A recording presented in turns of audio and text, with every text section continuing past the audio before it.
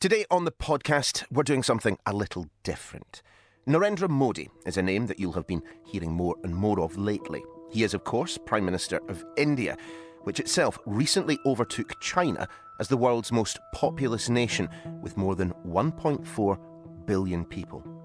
And thanks to India's place in the world, its literal point on the map, as much as its standing, its economy and so on, the West, well, it's courting Modi. Welcome to Prime Minister Modi's Washington home.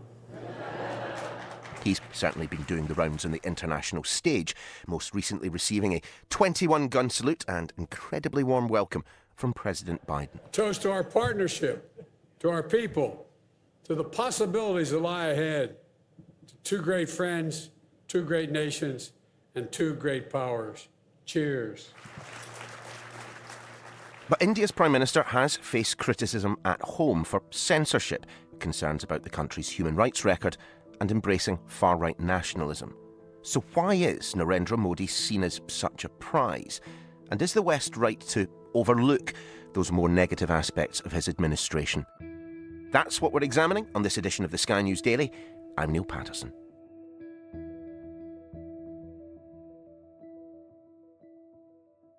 Well, I am flanked by two people who know this story very well. Professor Kate Sullivan de Estrada is Director of the Contemporary South Asian Studies Programme at the University of Oxford, and Neville Lazarus is Sky's India reporter. Neville, who exactly is Narendra Modi and where exactly did he come from? He is undoubtedly the most popular politician in India at the moment, and he's had his first term in 2014. He's swept the country in terms of the elections. The coalition parties, his party, they had an overwhelming majority, and that happened almost after 30 years in this country. Before that, he was Chief Minister of the state of Gujarat. Kate, tell me, from whence does the popularity emerge? I mean, clearly, of course, it's a man who understands the media, he understands the economy, he understands India's place on the world stage. What for you justifies the fact that, 2024, he will be getting elected again? I think there is probably a global dimension to this, in the sense that across the world we're seeing a kind of growing dissatisfaction with a sort of liberal international order and with liberal politics and liberalism per se. And I think some of that is playing out in India at this time. And one of the lines that Modi takes in how he constructs his political persona is that he is not from this sort of anglicised liberal elite, that he's a sort of more of a man of the people, and therefore more connected to their hopes, dreams and aspirations, that he's someone who works hard and therefore deserves his leadership position. And I think that quite a lot of those narratives we saw among Trump's support base. And so there does seem to be echoes really across liberal democracies in terms of the way that his sort of self-presentation follows those logics. Neville, that would suggest to me that if he is styling himself as a man of the people, then he is a man who does well by the people. But you take a look at the economy at the moment, and perhaps there would be some at the bottom end of the Indian economic pyramid that would disagree with that. He might be known in the West to be a good, administrator and work well with the economy, but on the ground, it doesn't really show that much. The big ticket reforms which everyone looked up to him to make hasn't yet happened. The economy is struggling in terms of unemployment. Last summer, the inflation was the highest in the last 40 years. Unemployment is a big issue. We have millions of people coming and joining the labor market, graduates coming out of colleges, finding no jobs. So there is a lot of things that Modi hasn't managed to do. It's a lot of showmanship to show for domestic consumption. He talks about, they're bringing in bullet trains and they're bringing in new trains from major cities, etc. So you do see a lot of the shimmer and shine in big cities and metropolitan cities. But India doesn't live in its cities. It lives in its villages. And that's where the big problems are. I mean, just for example, last year in December 2022, because of COVID and before that, the government announced that they will provide more than 800 million people with free rations. It's small amounts, of 2 or 3 kilos of rice and lentils, etc., to people. But if you juxtapose that to what is being told by government ministers and the government that India is doing very well with progressing, then why are you feeding 800 million people if we are doing very well in the economy? I suppose, though, Kate, for leaders in the West, leaders, for example, of the United States, Australia, the United Kingdom, those domestic issues are perhaps not top of their list of priorities. What is it then about Modi's India that is so seemingly attractive to Western leaders right now? This is a story which starts a little while after the end of the Cold War. I mean, India had a rocky start to this post-Cold War period, had an economic crisis and a sort of slow emergence from a quite close relationship with the Soviet Union. But we've seen, especially since 2003, India's economy has taken off. And so with that comes increased Western interest in India as a market. Now, under the Trump administration, and this was a process in train anyway, there's this concern that China's influence is growing, that China is perhaps not abiding by all of the rules of the international order. And then India's salience then comes in the shape of, one, its status as the other big populous country in Asia, as the country which arguably can stand as a kind of material counterweight to China, but also in precisely India's status as a democracy. And so that we have this interesting paradoxical moment where as China-US polarization increases, India is increasingly celebrated as a democracy, as this kind of ideological swing state, precisely at the moment when there are many voices that are very critical of the illiberal turn that Indian democracy is taking under the leadership of Modi and the BJP. Modi ji, good morning. How are you? I'm fine. Very good to see you. Yeah, nice to see you. Back in May, Modi met Rishi Sunak at the G7 summit in Japan, much of their discussion focusing on an all-important free trade deal between India and the UK. They promised their teams would work at pace to finalise what's being described as an ambitious and mutually beneficial deal. The reason? Well, India is a huge market. English is widely spoken, it has a similar legal system, and it also has a middle class numbering in the hundreds of millions. And India's is an economy on the march. The collapse of the Soviet Union back in 1991 posed something of a problem for India because of their close ties. The country reached out to the International Monetary Fund, which provided a $2 billion emergency loan in return for India opening up its economy. Now it's the world's fifth largest, with the United Kingdom in sixth.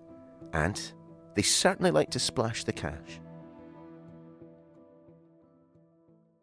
Neville, why is India, as I understand it, the third largest defence spender in the world at the moment? India has the capacity to buy. It's got money there. It is also seen as a countermeasure in Asia against China. And a lot of the Western countries are sort of bolstering it against China. The Prime Minister's office has become a very, very authoritarian sort of an office which just does everything that it wants to, and it pushes it through, and very few to answer. And therefore, he has the ability to do so, and he does it. I think behind this story is, of course, the fact that India's military-industrial complex leaves a lot to be desired. I mean, the requirement for the import of this military equipment is precisely because India isn't able to produce much of it itself. It's heavily dependent on arms imports. And of course, one of the attractions for the United States to supply more arms to India is to certainly to make money, to make profit, but also to reduce India's dependence on Russia, which is long-standing. But I think what the Modi government's really pushing for is to build domestic defence capabilities in partnership with countries like the United States.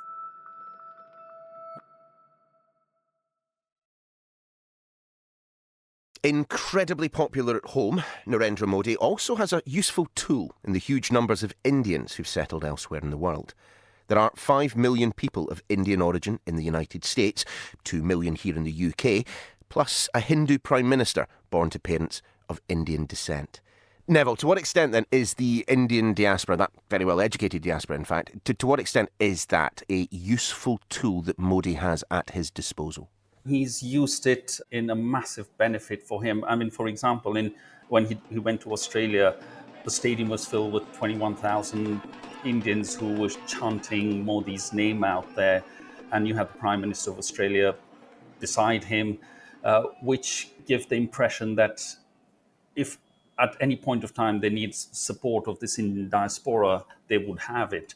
Same was when he went to America and did these big stadium events with President Trump by his side. Let me begin by expressing my profound gratitude to an exceptional leader, a great champion of India, a man who works night and day for his country, and a man I am proud to call my true friend, Prime Minister Modi.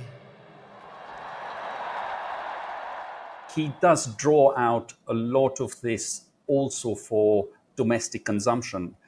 These are big, glitzy sort of programs which showcase him as a superstar. I mean, it's like a Bollywood production, these big programs. And it plays out in India. News channels out here are competing to show how many hours they have continuously showed the Prime Minister's visit to the US. It's a well-orchestrated, well-networked organization which is backed by the government and backed by a machinery and attended by a lot of his supporters, the Hindu, who also see him as their mascot of the Hindu religion, of bringing India onto the world stage. And he is known now for that.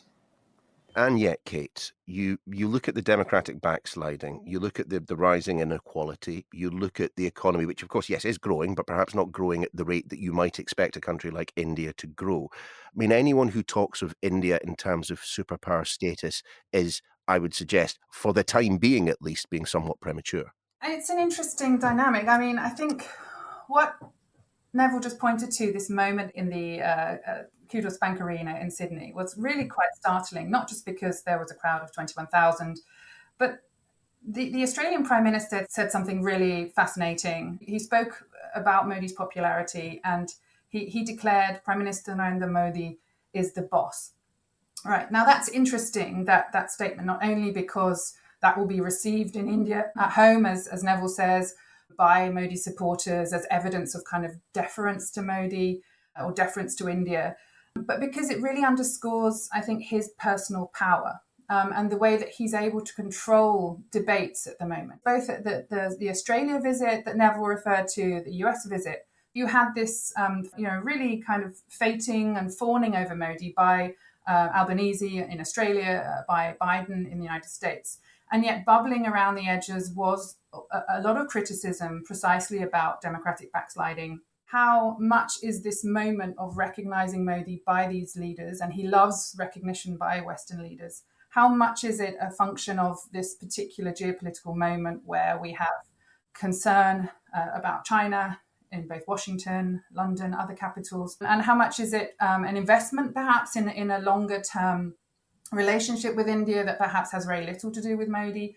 It's not clear. It's not clear what the answers to those questions are. But what is clear is that Modi does hold a lot of power at this moment. No. We have the World Press Freedom Index, bringing India down to 161 out of the 180 nations. The Global Democracy Index is down. The Economic Intelligence Unit has called India a flawed democracy, or and majoritarian rule, which it is, because you've got almost 80 to 82% of the population, which is a Hindu population out here. But it does have a bearing on how Western leaders and how strong they are committed to values of democracy and human rights vis-a-vis their sort of interests of economic, commercial business. There will be a time when I think leaders will have to make that choice of publicly talking about these issues and the values of which democracy is based on. My thanks to Neville, Kate, and to you for listening to the Sky News Daily. This episode was produced by Annie Joyce. Our editor is Danielle Weeks-Chulifia.